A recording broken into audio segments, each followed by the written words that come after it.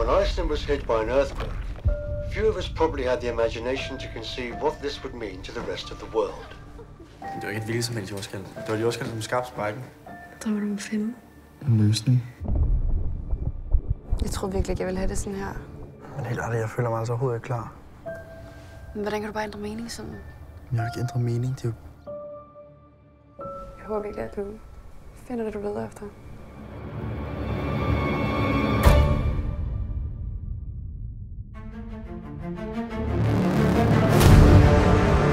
It's been a long journey. What we do now is crucial for generations to come. Make this mission count.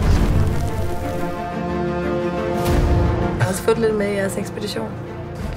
Hvordan tror du, det var blevet, hvis vi var blevet sammen?